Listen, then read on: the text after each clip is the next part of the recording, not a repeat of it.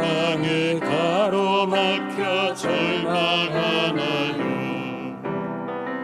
눈을 들어 하늘을 쳐다보세요. 당신은 사랑하는 하나님께서 해결해 주실 거예요. 지금 당신이 먼저 해야 할 일은 하나님이 하신 일을 인정하면서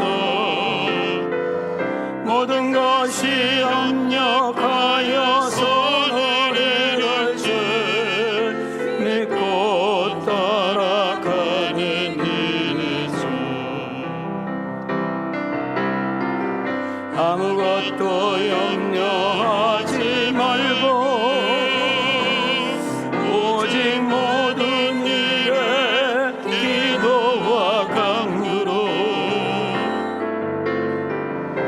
너희 구할 것을 감사하며 하나님께 아뢰라. 당신이 말씀을 믿는다면 모든 거 하나님께 맡기세요.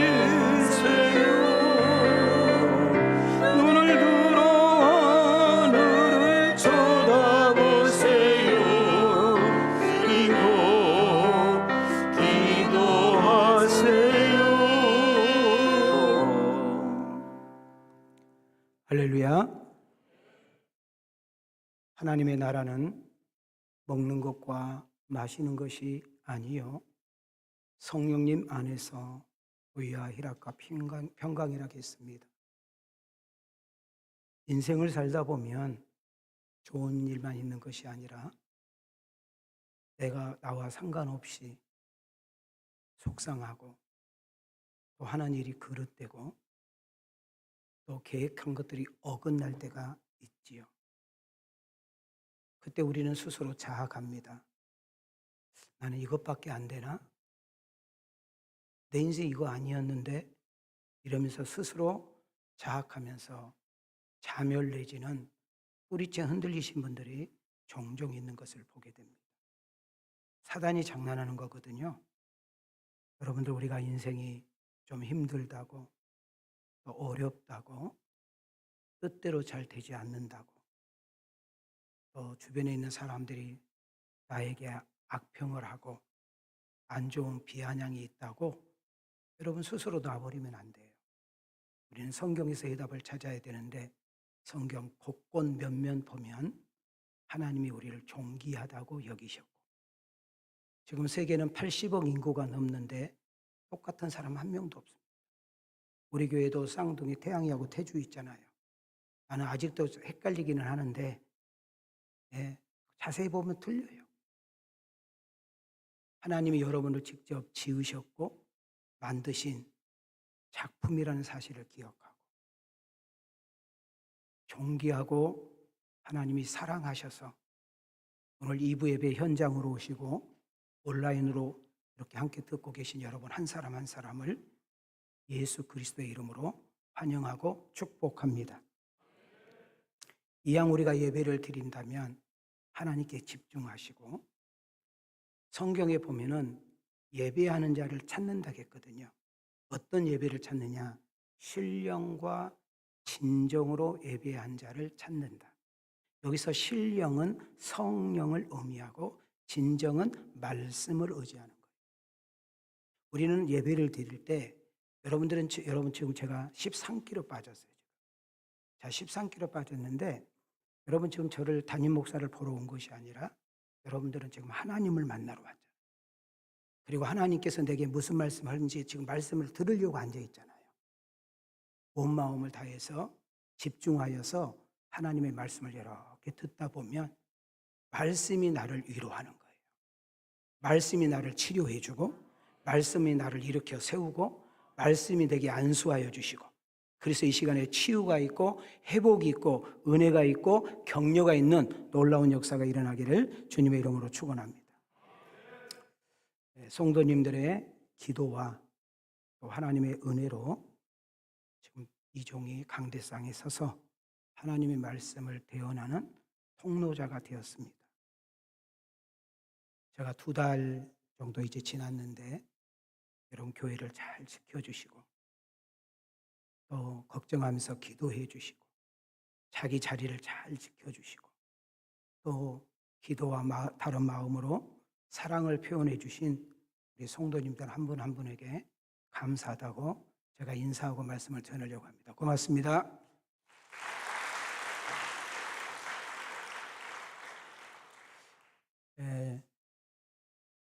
많은 목회자들이 저에게 전화로 응원해 주고 또 직접 찾아와서 저에게 격려해 주는 내용이 목사님 32년 동안 쉬지 않고 달려오셨고 지금 33년째 교회를 지키는데 한 번도 못 쉬었잖아요. 그러니까 너무 걱정하지 말고 특별 휴가라고 생각하고 푹 쉬세요. 그러고 가요. 전혀 위로가 안 됩니다. 네, 지금 제가 여러분들을 알다시피 어디 가서 지금 있는 것이 아니라 병원에 있거든. 병원.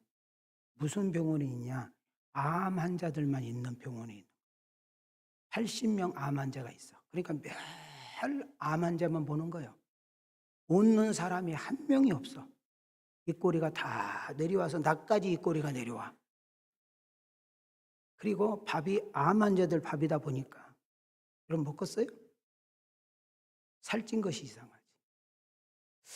그런데 많은 목사님들이 때로는 우리 교회 성도들이 몇 분들이 목사님 휴가 준 거예요. 그냥 푹 쉬세요. 그러다 막 열도 받았다가 근데 내가 이제 늘 운동을 해야 되거든요. 한 2시간, 2시간 반, 3시간을 시골이다 보니까 그 논을 걸어요. 논을. 성경도 들었다가 찬양도 들었다가 기도도 하다가 근데 자꾸 쉰다는데 쉬고 있다는 내가 지금 뭘 쉬고 있나 봤더니 설교 안 하고 있는 것이 쉬는 거더만.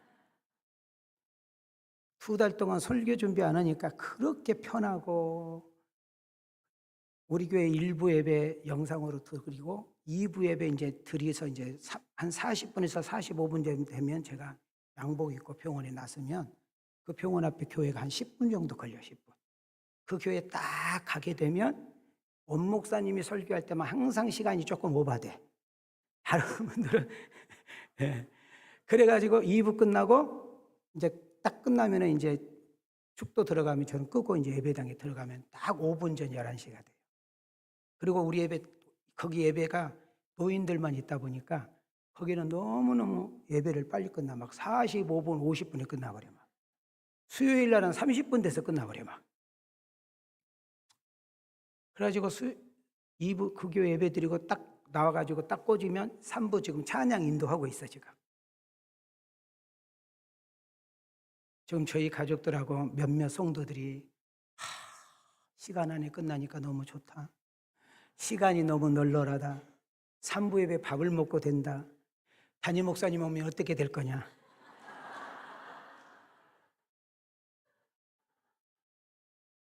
난 지금까지 착각했어. 담임 목사 설교. 야, 내가 시험 들어가지고 오늘 올까 말까 내가 많이 걱정을 했어 지금.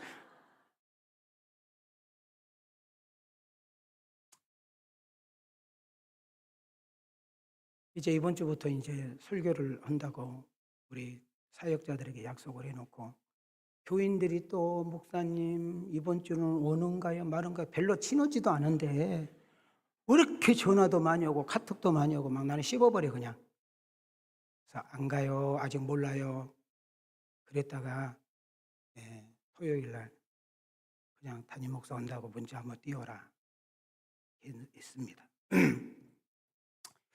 한 주간 동안 이렇게 이제 첫 설교를 이제 하러 가야 되는데 사도행전을 곧바로 들어갈 것인가 도대체 무슨 말씀으로 우리 성도들을 대면할 것인가 고민하는 중에 하나님께서 저에게 한 단어를 딱 주셨어요. 따라합시다. 희망. 희망이라는 단어를 가지고 한 주간 동안 묵상하면서 요리를 해가지고 지금 여러분 앞에 섰습니다. 지금 우리의 형편과 처지를 바라보면 희망이 보이고 비전이 있을까요? 우리 대한민국의 사회, 정치, 경제, 군사, 학원, 직장, 가게, 사업장, 심지어 교회들을 이렇게 몇몇이 바라보면 길이 보이지 않고 어두운 캄캄한 밤길 같습니다. 제가 비록 병원에 있지만은 우리 한국 돌아가는 정치를 보면 걱정이 돼서 잠이 안 와요. 어쩌려고 이 조그마한 땅덩어리에 두 패로 갈라져가지고 이런 일이 생겼을까? 너무나 많은 가정들, 우리 성도님들 가게가 문을 닫고 가게를 내놓았다는 이야기를 듣고 정리했다는 이야기를 들을 때 IMF보다 더 심각한 어려움을 맞이하고 있구나. 여러분 각자의 형편과 처지를 보면 여러분의 처한 환경과 여건을 바라보면 어때요? 희망이 있나요? 막 소망이 생기나요? 어때요? 막 꿈이 꿈틀거리나요? 낙심이 되고 절망이 되고 원망이 되고 짜증이 나고 그래서 염려와 근심 속에 먹지 않았던 술을 먹고 피지 않았던 담배를 뽀끔뽀끔 피우다가 오신 분은 없습니까? 저는 있을 거라고 생각이 듭니다. 그럴 때 우리는 해답을 말씀에서 찾아야 합니다. 하나님의 말씀 시편 146편 5절을 우리 한번 두 손을 이렇게 들으시고 시작. 야곱의 하나님을 자기의 도움으로 삼으며 여호와 자기 하나님에게 자기의 소망을 두는 자는 복이 있도다. 환경을 바라보지 말고 여건을 바라보지 말고 나의 수준을 바라보지 말고 그리고 나의 어떤 할 수 있는 그런 바운더리를 바라보지 말고 우리의 시선이 우리의 초점이 하나님께 둘 때에 소망이 생기는 역사 일어나는 거예요. 아브라함의 하나님, 이삭의 하나님, 야곱의 하나님이 아니라 베드로의 하나님, 바울의 하나님이 아니라 엘리야의 하나님, 엘리사의 하나님이 아니라 시방 지금도 예수 그리스도는 어제나 오늘이나 영원토록 동일하신다. 여러분의 삶의 현장에서 지금도 우리와 함께 하셔서 우리를 도우시고 그분이 주신 그 힘으로 살아가게 되면 우리는 얼마든지 소망, 희망이란 단어로 바꿔질 수 있다. 시편 71편으로 가겠습니다. 5절을 볼까요? 시작. 주 여호와여, 주는 나의 소망이시요 내가 어릴 때부터 신뢰한 이시라. 그렇다. 환경을 바라보면 우리 부부를 바라보면 내 자녀를 바라보면 우리 부모를 바라보면 내가 다니는 회사와 직장을 바라보면 내가 하고 있는 가게와 사업장을 바라보면 분명히 절망이요 낙심이요 두려움과 염려 근심이지만 우리의 시선을 하나님께 고정하고 약속의 말씀에 꽂힐 때에 하나님께서 주셨던 그 마음이 아니고 악한 영이 준 그 어둠의 권세는 다 떠나가고 우리 마음속에 소망의 싹이 나오면서 하나님께서 희망과 비전의 꽃을 피는 놀라운 역사가 일어날 것이니 여호와가 여러분과 나의 소망이기를 원합니다. 저는 개인적으로 좋아하는 찬양이 하나 있는데 나의 기쁨, 나의 소망은 오직 누구예요? 하나님입니다. 오직 우리의 예수님만이 우리의 진정한 희망과 소망이라고 찬송가 가사에 있지요. 저는 이 설교를 준비하는 중에 한 화가가 떠오르더군요. 조지 프레릭 와츠라는 사람이 아주 유명한 화가인데 이분이 그림 그렸던 한 그림을 소개를 하면서 우리가 설교를 조금 더 깊이 들어가 보도록 하겠습니다. 자, 지구본이 있습니다. 그 위에 한 소녀가 앉아 있지요. 자, 손을 보시기 바랍니다. 하프가 들려 있어요. 하프. 그리고 이 화가 와츠 화가는 하늘 배경을 캄캄한 밤으로 깔았습니다. 그 캄캄한 하늘을 보고 있으면 별 하나가 초롱초롱 떠 있는 것을 볼 수 있어요. 자세히 그 소녀의 얼굴을 한번 보시기 바랍니다. 소경입니다. 눈이 보이지 않는 소경. 좀 더 자세히를 한번 하프줄을 보시기 바랍니다. 하프줄이 다 끊어지고 한 줄만 덩그러니 있습니다. 그리고 이 소녀를 자세히 한번 보시기 바랍니다. 그 남은 한 줄 가지고 연주해 보려고 아주 애쓴 모습을 그렸습니다. 그리고 그림 밑에 이렇게 써 있습니다. 소망이라고, 희망이라고 써 있습니다. 우리가 인생을 살다 보면 때로는 망가지는 기능이 있습니다. 뜻대로 되지 않는 것 때문에 상한 마음이 있습니다. 열심히 산 것밖에 없는데 육체적인 질병으로 어려움이 있습니다. 열심히 살고 뭔가 자신 있어 해봤던 사업이 부도가 나고 실패로 오기도 됩니다. 여러분, 소망과 희망은 쌍그릇째 없어지고 우리 앞에 놓이는 장애물과 걸림돌은 태산처럼 높아서 우리를 두렵게 하고 낙심하는 일들이 있습니다. 이때 우리에게 무슨 희망이 있고 비전이 있을까요? 그럼에도 불구하고 우리에게 소망이 있고 희망이 있는 것은 하나님이 도우신다면, 하나님께서 다시금 기회를 주신다면, 아니 하나님께서 나의 인생과 우리 부부와 우리 가정과 나의 인생을 다시 한번 써주신다면, 내 인생이 비록 망가졌다 할지라도, 실패한 인생이라 할지라도, 병든 인생이라 할지라도, 전혀 희망과 가능성이 없다 할지라도 희망으로 바뀔 수 있는 놀라운 역사의 역동적인 삶이 우리에게 있을 수 있다는 사실을 기억하셔야 합니다. 사랑하는 사람이 죽어서 마음이 상해서 앉아있는 분 있습니까? 돈이 내 인생의 소망이었고 전부였는데 그 돈을 잃어버려서 큰 손으로 인해 가지고 잠 못 이루신 분 이 자리에 오셨습니까? 건강 하나만큼은 보장했는데 육체적인 질병으로 인하여 병동 가운데 고통 속에 허우적거리다가 이 자리에 오신 분은 없습니까? 꿈을 나름대로 세워보고 계획과 비전을 가지고 했지만은 여러분 10년, 20년 살아보니까 그것이 산산조각 나가지고 더 이상 길이 보이지 않는, 희망이 보이지 않는 그런 마음속에 낙담과 낙심과 절망 속에 앉아있는 분은 없습니까? 우리 가슴에 손을 대시기 바랍니다. 자, 한번 크게 읽겠습니다. 시작. 이때가 바로 하나님을 찾을 시간이고 하나님을 만날 시간입니다. 하나님께 집중하고 바라볼 시간입니다. 하나님 약속의 말씀 붙잡고 기도할 시간입니다. 하나님만이 참 소망이 되시는 때입니다. 여러분, 참 신기하잖아요. 박윤민이라는 사람이 잘 나가요. 박윤민이라는 사람이 힘이 있어요. 박윤민이라는 사람이 돈이 많아요. 박윤민이라는 사람이 능력이 있잖아요. 그러면 어쩜 이렇게 골프 모임도 많고 커피 모임도 많고 여러분 여행 모임도 많고 그렇게 모임도 많은데 박윤민이라는 사람이 부도 났다, 박윤민 사람이 망했다, 박윤민 사람이 실직당했다, 박윤민 사람 인생이 정말 망가졌다 하면은요 전화도 안 받아요. 놀자는 사람도 없어요. 밥 먹자는 사람도 없어요. 불러도 대답이 없는 인생으로 바뀌는 것이거든요. 그러나 우리를 변함없이 여전히 우리의 시선을 고정하여 우리를 바라보고 계신 분이 계시고, 그분은 전지자여서 모든 것을 하시고, 그분은 전능자여서 모든 것을 할 수 있으며, 그분은 무소부재하여 어제도 오늘도 영원토록 계시며, 그분은 안 계신 곳이 없는 그 좋으신 하나님, 내가 부르면 아침에도 부르고 낮에도 부르고 저녁에도 부르면 언제든지 반응하고, 내가 실패의 자리에서 병든 자리에서 애롭고 고독한 자리에서 나 홀로 있는 그 자리에도 부르시면 언제든지 반응하시는 그 좋으신 하나님을 찾은 시간이요, 그분을 만나는 시간이요, 그분께 집중하여 바라볼 때에 하나님의 놀라운 희망과 기쁨으로 바뀔 수 있다는 사실을 기억하시기를 바랍니다. 우리 찬송가 95장 한번 부를까요? 1절 5절.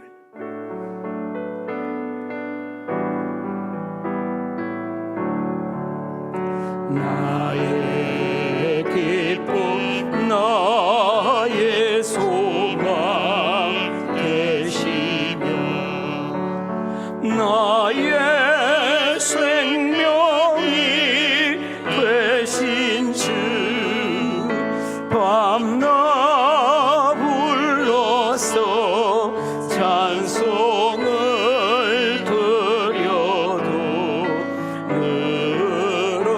늘어진 마음뿐이. 우리 가슴에 손을 대시고 나의 진정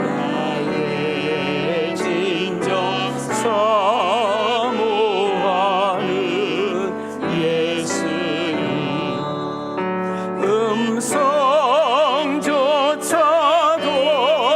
반갑고 나의 생명과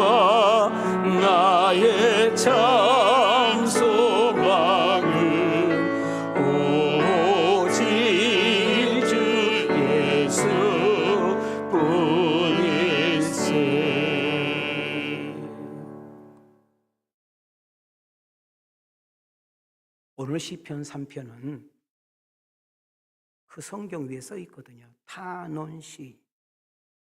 자, 탄원이라는 것이 뭘까요? 고통이 있고 아픔이 있고 배신이 있고 버림이 있고 삶이 어긋나고 산산조각 나가지고 더 이상 가능성과 희망이 보이지 않을 때 우리 마음에서 탄식이 일어나는 것. 환경을 바라보고 상황과 여건을 바라볼 때 제로의 인생으로 떨어졌을 때 내가 믿고 의지할 분은 하나님밖에 없음을 기억하고 그분께 울부짖어 기도하고 있는 모습이 탄원시입니다. 저는 오늘 여러분에게 한번 물어보겠습니다. 혹시 부모로서 자녀에게 버림받아 본 적 있습니까? 우리는 종종 가슴 아픈 뉴스를 접하게 되는데 보험금 때문에 태산 때문에 자식놈이 아버지 죽였다는 이야기를 들으면서 우리는 충격을 받고 말세야 말세 이런 이야기를 듣게 됩니다. 오늘 시편 3편은 다윗 왕의 세 번째 아들 압살롬이라는 아들이 자기 아버지 다윗을 추방하고 왕이 되겠다고 쿠데타를 일으켰습니다. 여러분 그 상황이 얼마나 급박하고 황급했던지 간에 여러분 다윗은 옷도 제대로 못 갈아입고 맨발로 그냥 도망하기 급급했다고 성경은 기록하고 있습니다. 얼마나 쪽팔렸을까요? 얼마나 부끄럽고 창피했을까요? 얼마나 자존감이 낮아졌으며 얼마나 화와 울분이 있었을까요? 다윗은 어떤 사람입니까? 이스라엘 역사 가운데 가장 존경받는 왕이었습니다. 지금도 이스라엘 국기는 다윗을 상징하고 있습니다. 무슨 말입니까? 하나님, 이 이스라엘 땅에 다윗과 같은 왕을 한 명만 더 보내주시옵소서. 이거예요. 다윗이 40년 동안 이스라엘을 이끌어갈 때 주변 나라가 조공을 갖다 바치고 주변의 나라에 있는 왕이 머리를 숙이고 도움을 요청했던 위대한 왕입니다. 이런 왕이 자녀에게 지금 자녀가 쿠데타를 일으켜 자녀의 창과 활에 쫓겨서 지금 도망가고 있는 것입니다. 오늘 시편 3편을 이해를 하려면 사무엘하 15장, 16장, 17장을 전체 봐야 되거든요. 자, 잠깐 좀 보겠습니다. 12절, 13절. 자, 우리 집중하고 손 한번 이렇게 올려보세요. 손 내려봐요. 여러분 예배를 드릴 수 있다는 것이 은혜인 줄 믿습니다. 안 그러면 나처럼 아파 보든지. 자, 손을 들으시고 시작. 제사 드릴 때에 압살롬이 사람을 보내 다윗의 모사길로 사람 아히도벨을 그의 성읍 길로에서 청하여 온지라. 반역하는 일이 커가매 압살롬에게로 돌아오는 백성이 많아지니라. 전령이 다윗에게 와서 말하되 이스라엘의 인심이 다 압살롬에게로 돌아갔나이다 한지라. 자, 이 복잡한 이야기를 제가 쉽게 정리해서 왔습니다. 함께 읽겠습니다. 시작. 아들 압살롬에게 배신당하고 버림받습니다. 이스라엘 백성들마저도 다윗 왕을 떠났습니다. 압살롬을 왕으로 세우자는 이들이 갈수록 늘어났습니다. 아히도벨 같은 다윗의 충신들도 압살롬에게 붙었습니다. 자, 이 상황을 한번 보십시오. 친아들에게 배신을 당했습니다. 그렇게 다윗 왕을 존경하고 머리를 조아렸던 백성들의 민심마저도 이미 압살롬에게 다 떠나버렸습니다. 압살롬이 왕이 되겠다고 여러분 추종하는 국민들은 급속도로 늘어나고 있습니다. 아히도벨이라는 사람은 다윗의 오른팔이었고 여러분 다윗 왕의 척사였습니다. 그가 압살롬에 붙어서 다윗을 죽이겠다고 덤벼들고 있습니다. 저는 여러분에게 이 말을 조금 더 접근하기 쉽도록 질문하겠습니다. 여러분 지금까지 살아오면서 사랑하는 사람에게 버림받아 본 적 있습니까? 정말 잘해줬던 사람에게 배신당해 본 적 있습니까? 정말 친한 사람에게 여러분 정말로 사기당해 본 적이 있습니까? 정말 사랑하는 자식, 배우자 그리고 정말 부모에게 멸시, 천대 받아본 적 있는지요? 오늘 우리가 자세히 본문에 보면 하루아침에 친구들이 다 다윗에게 등을 돌렸다고 말합니다. 전장에서 함께 아버지 정말 동고동락했던 장수들마저도 충신들마저도 여러분 다 압살롬에게 붙었다라는 이 놀라운 사실에 우리는 주목할 필요가 있습니다. 자, 17장으로 가겠습니다. 시작. 아히도벨이 또 압살롬에게 이르되 이제 내가 사람 12,000명을 택하게 하소서. 오늘 밤에 내가 일어나서 다윗의 들을 추적하여 그가 고나고 힘이 빠졌을 때에 기습하여 그를 무섭게 하면 그와 함께 있는 모든 백성이 도망하리니 내가 다윗 왕만 쳐 죽이고 압살롬과 이스라엘 장로들이 다 그 말을 옳게 여기더라. 여러분, 다윗 왕에게 서스름이 없이 언제든지 들락거릴 수 있는 사람이 아히도벨. 여러분, 다윗 왕의 가장 측근인 아히도벨. 어떤 중요한 국사를 논할 때 아히도벨과 의논하고 여러분 서슴없이 밥상에서 밥을 먹고 차를 마실 수 있는 관계가 아히도벨인데, 이 아히도벨이 지금 어떻게 바뀌고 있습니까? 압살롬에게 군사 2,000명 주면 가서 다윗 목 따가지고 오겠다는 거예요. 한글은 읽을지요? 한글은 알지요? 근데 그것을 들었던 모든 사람들이 뭐 했다고요? 맞다라고 했다는 거예요. 맞다. 여러분, 방금 전까지 다윗 왕에게 머리를 조아렸던 신하들이, 여러분 다윗 앞에 충성했던 충신들이 지금 이와 같은 짓을 하고 있는 거예요. 자, 이것을 우리는 본문으로 끌어 들어오겠습니다. 지금 다윗의 그 형편과 처지가 얼마나 안 좋고 위기인지 시편 3편 1절에 있어서 자세히 한번 보겠습니다. 시작. 여호와여, 나의 대적이 어찌 그리 많은지요. 일어나 나를 치는 자가 많으니이다. 많은 사람이 나를 대적하여 말하기를 그는 하나님께 구원을 받지 못한다 하나이다. 자, 여기서 중요한 단어 두 단어를 좀 찾아야 되는데, 어찌라는 단어입니다. 어찌. 그 다음 또 하나는 많은이라는 단어입니다.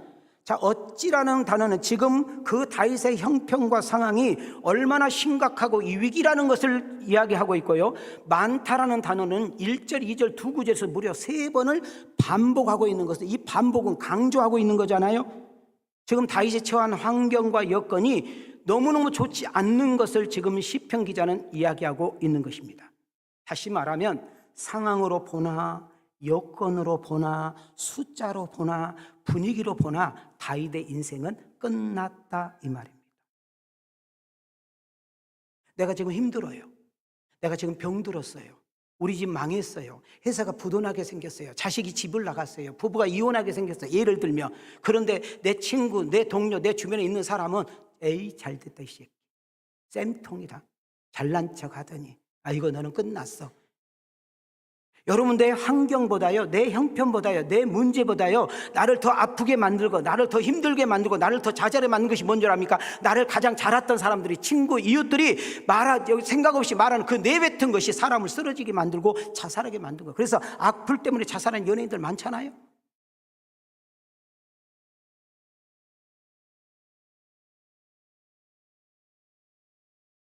하나님이 너를 버렸어.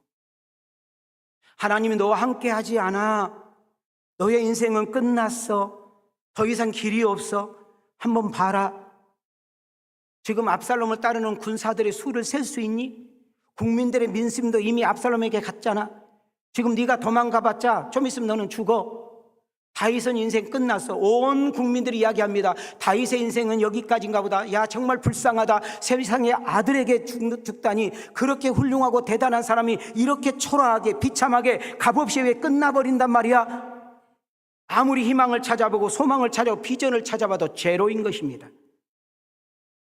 너도 눈 있으면 봐봐. 지금 상황과 여건을 한번 봐봐. 너를 따르는 자 있더냐? 너를 동조하는 자가 있더냐? 민심도 장수도 모두도 압살롬에게 가지 않았더냐? 여러분, 쿠데타를 일으켜 아들과 군사의 민심에 쫓기고 있는 다윗의 가장 비참하고 초라한 모습이 여러분 사무엘하 15장에서 찾겠습니다. 가슴에 한번 손을 대보세요. 나는 이걸 보면서요, 준비하면서 병실에서 혼자 준비하면서 울었어.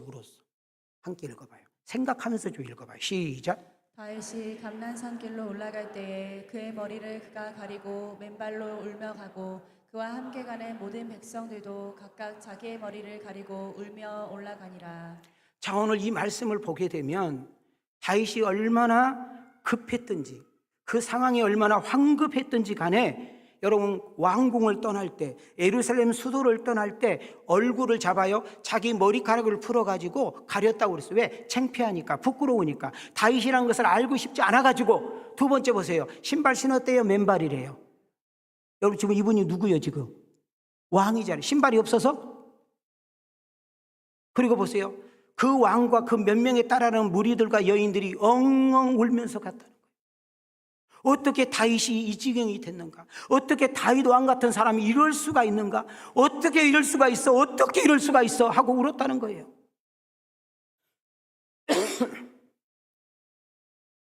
다윗의 일행이 피난한 것을 보면 다윗과 그 몇 명의 무리가 도망가는 그런 모습을 보면서 사울 왕의 가문 베냐민 지파 가운데 시므이라는 사람이 다윗을 향하여 이렇게 저주하는 모습 속에 우리의 가슴을 또 한 번 울리게 됩니다. 자, 16장 함께 크게 읽습니다. 자, 절 보세요. 하나님의 말씀은 살아있고 하나님의 말씀은 운동력이 있어 좌우의 날성 검보다 애리하여 우리의 영과 혼과 관절과 골수를 찔러 쪼개며. 여러분, 우리 생명의 말씀, 살아있는 하나님의 말씀을 우리가 입으로 선포할 때 어둠의 권세가 떠나가고 묶인 것들이 풀리고 막힌 것들이 열리며 아픈 부분이 치유되는 역사가 일어날 줄 믿습니다. 여러분 마음속에 있는 두려움과 염려는 사라지고 하나님께서 평강으로 우리의 마음을 평정할 줄 믿습니다.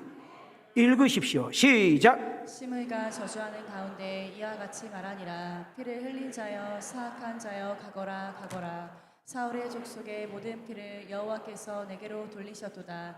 그를 이어서 내가 왕이 되었으나 여호와께서 나라를 내 아들 압살롬의 손에 넘기셨도다. 보라, 너는 피를 흘린 자이므로 화를 자초하였느니라 하는지라. 지금 시므이가 뭐라고 하고 있어요? 네가 억지로 우리 사울 왕을 죽이고 네가 왕권을 뺏었잖아. 근데 지금 하나님께서 네가 뿌린 대로 거두는 거야. 네 자식 새끼가 지금 너를 왕권을 뺏기고 너 죽이려고 하는 거잖아. 재수없는 놈아, 가라 가라. 네 인생은 끝났다. 이미 너의 정권은 누구에게 넘겼다? 압살롬에게 넘겼다. 이 말이 무슨 말이 한마디로 정리하면 다윗 너의 시대는 끝났다. 이미 아들 압살롬에게 하나님께서 이양시켰다. 너도 눈이 있으면 볼 것 아니냐. 다시 한번 2절을 보시기 바랍니다. 2절 시작. 많은 사람이 나를 대적하여 말하기를 그는 하나님께 구원을 받지 못한다 하나이다. 여러분 여기서 가장 심각한 것이 빨간 거 보세요. 그는 하나님께 뭐야? 구원을 받지 못한다. 이 말을 우리가 현대판으로 이렇게 이야기하면 뭐예요? 다윗 너 인생 끝났어? 너 하나님께 버림받은 거야? 하나님이 너 저주한 거야? 너 이제 정지부 찍은 거야? 하나님의 은혜가 너에게 떠났어. 하나님이 너를 도와줄 리가 없어. 이제는 더 이상 너를 쓰지 않을 거야. 너는 하나님께 버림받은 불쌍한 존재야. 여러분 우리가 사람에게 버림을 받고 회사에게 버림을 받고 여러분 배우자에게 버림을 받고 자식에게 버림을 받고 여러분 애인에게 버림받으면 정말 비참하잖아요. 그런데 거기 말이야 민심까지 나라의 민심까지도 너를 버렸다고 이야기합니다. 사랑하는 성도 여러분, 우리 왕성 가족 여러분 꼭 기억합시다. 아니요, 가슴에 새깁시다. 자, 가슴에 손을 대시고 저를 한번 따라합시다. 자, 이 세상의 가장 큰 저주는, 가장 큰 재앙은, 가장 큰 실패는 하나님께 버림받은 것이다. 하나님이 나를 떠난 것이다. 하나님이 나를 쓰지 않는 것이다. 오늘 2부 예배 나온 성도들에게 축복합니다. 여기까지 가지 않기를 소망합니다. 여러분 우리 인생 어려울 수 있습니다. 아플 수도 있습니다. 실패할 수도 있습니다. 부부간에 어긋날 수 있습니다. 자녀 문제 있습니다. 사업에 어려울 수도 있습니다. 여러분 계획한 것들이 산산조각 날 수 있습니다. 그러나 얼마든지 바뀔 수 있고 회복될 수 있고 변화될 수 있고 역전될 수 있는데 하나님께 버림받은 인생, 하나님이 떠나버린 인생, 하나님이 쓰지 않는 인생은 길이 없으니 오 주여 나에게 은혜와 자비와 긍휼을 베푸사 심령이 가난한 자여 오직 당신만을 바라보기를 원하오니 주의 은총이 있기를 소망합니다. 믿음 생활 잘해도 주님 뜻대로 살아도 문제 있고요. 탈도 있습니다. 고난이란 단어, 아픔이라는 단어, 질병이라는 단어, 실패라는 단어는 예수 안 믿는 사람만 있는 것이 아니라 우리에게도 있다 그 말이에요. 그러나 이 어려운 일이 있을 때 우리는 어떻게 처리할 것인가? 그것을 어떻게 해결해 나가실 것인가? 이것이 우리의 숙제요, 과제인 것입니다. 시편 3편 3절과 4절에서 우리는 해답을 찾아야 됩니다. 시작. 여호와여 주는 나의 방패시요 나의 영광이시요 나의 머리를 드시는 자이시니이다.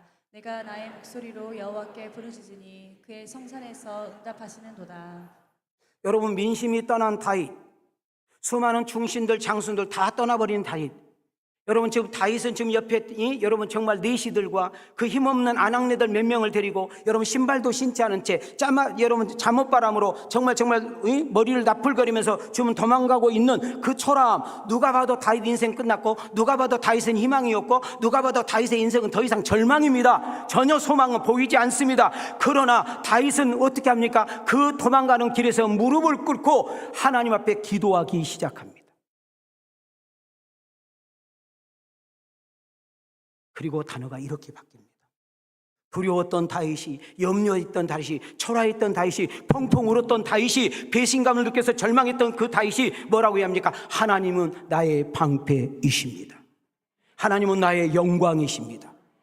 여러분 머리를 숙였던 나의 머리를 들게 하실 것입니다. 이 말은 무슨 말인가? 하나님이 일하시면, 하나님이 도우시면, 하나님이 역사하시면, 하나님께서 나를 쓰시면 얼마든지 인생은 역전될 수 있다는 사실을 우리에게 말해주고 있는 것입니다. 여러분 다윗은 가난한 목동이었습니다. 시골 촌놈이었습니다. 다윗이 왕이 될 거라는 누구도 기대하지 않았습니다. 그러나 하나님 촌놈을, 전혀 무명이 있는 나를, 전혀 가능성이 없는 나를, 전혀 희망이 없는 나를, 그래서 이렇게 왕까지 세우셨던 하나님, 수많은 전쟁에서 이겼던 하나님, 민심이 떠났다 할지라도, 수많은 중심과 대신들이 떠났다 할지라도, 내 주변에 아무도 없다 할지라도 하나님이 나의 방패가 되어주시면, 하나님이 나의 영광으로 삼아주시면, 하나님께서 내게 머리를 들게 하시면 하나님의 놀라운 역사와 찬양은 나를 통해서 나타날 줄 믿습니다. 인생이 힘들고 피곤할 때, 어렵고 무섭고 두려울 때, 사면 초가일 때, 더 이상 길이 보이지 않고 도울 자가 없을 때, 자신의 한계를 느낄 때 우리는 부르짖어 기도해야 하는 것입니다. 기도는 문제의 해답이요, 여러분 기도는 기적을 일으키는 시작이요, 기도는 이길 수 있는 힘과 버틸 수 있는 능력을 공급해주며, 기도는 환경과 대세와 삶을 역전시키고 회복시키는 놀라운 비밀의 역사인 줄 믿습니다. 도저히 희망도 소망도 제로인데 다시금 다윗이 쓰임을 받고 사랑을 받고 축복받을 수 있는 이유는 딱 하나예요. 하나님께 부르짖었더니 하나님이 응답하셨더라. 4절입니다. 시작. 내가 나의 목소리로 여호와께 부르짖으니 그의 성산에서 응답하시는도다.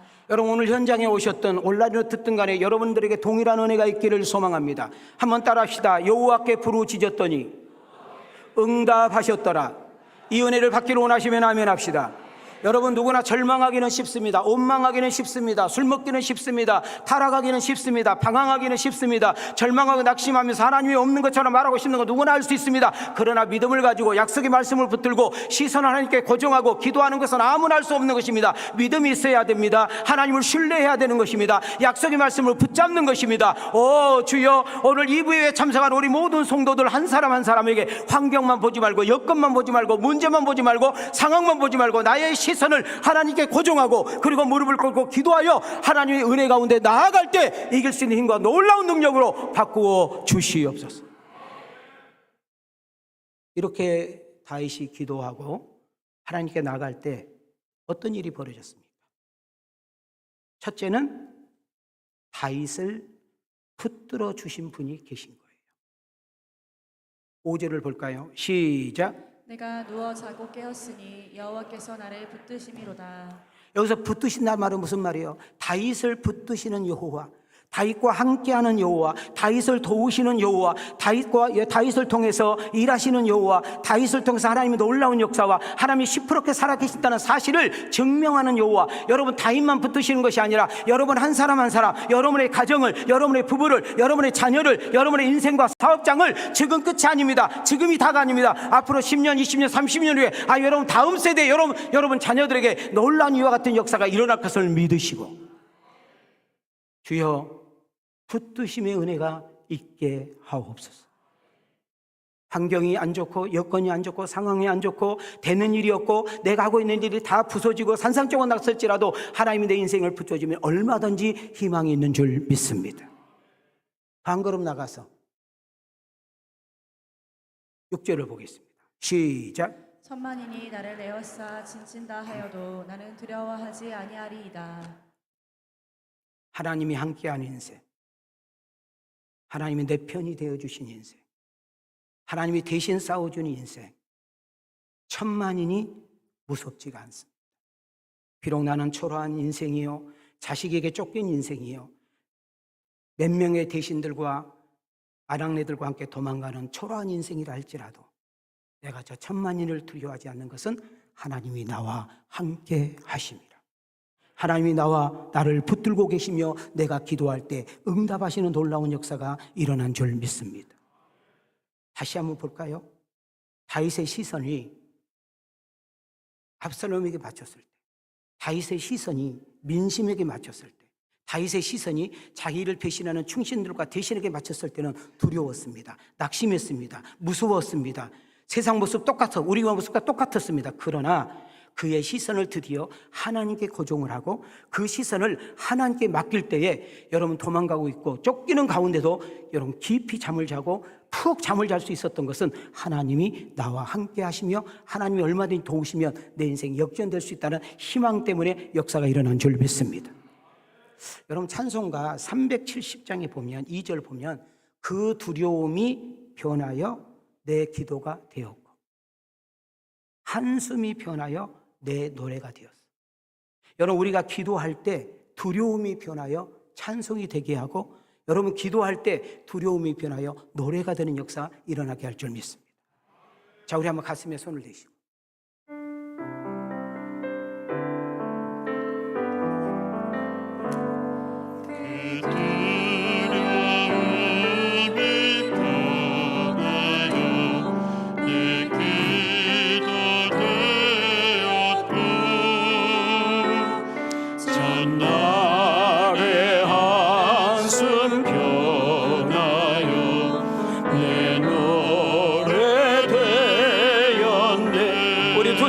주님을 찬송하면서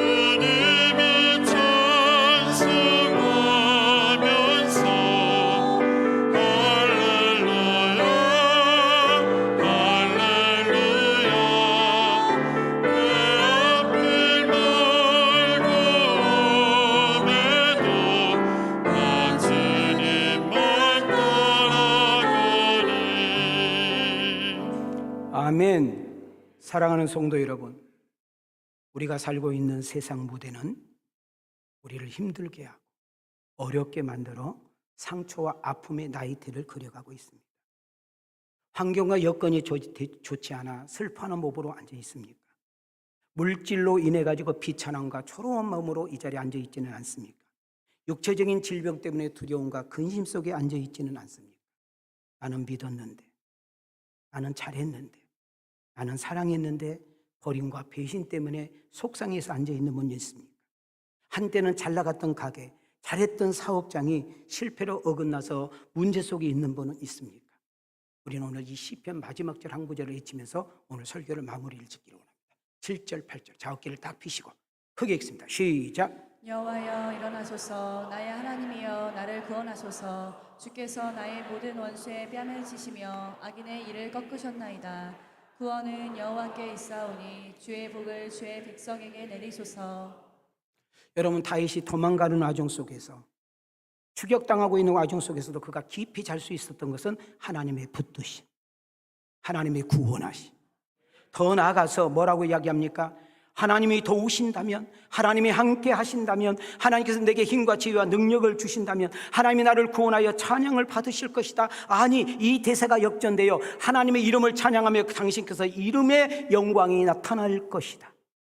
구원과 승리가, 역전이, 은혜와 축복이 여호와께 있음을 다시 한번 다윗은 우리에게 인지시키고 있는 것입니다. 그래서 결국은 복 주시는 주체자는 여호와인 줄 믿습니다. 아무리 힘들고 어려워도 속상하고 두렵고 지쳤다 할지라도 낙심할 수 있습니다. 좌절할 수 있습니다. 방황할 수도 있습니다. 두려울 수도 있습니다.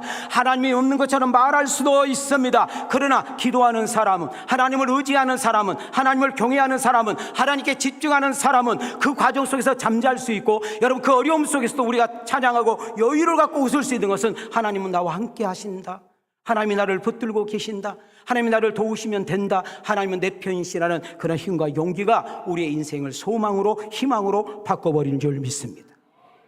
여러분, 우리의 하나님이 아니라 나의 하나님, 아브라함과 이삭과 야곱의 하나님이 아니라 나의 하나님, 모세의 하나님이 아니라 엘리야의 하나님이 아니라 엘리사의 하나님, 지금도 시퍼렇게 살아서 역사하시고 일하시는 나의 하나님.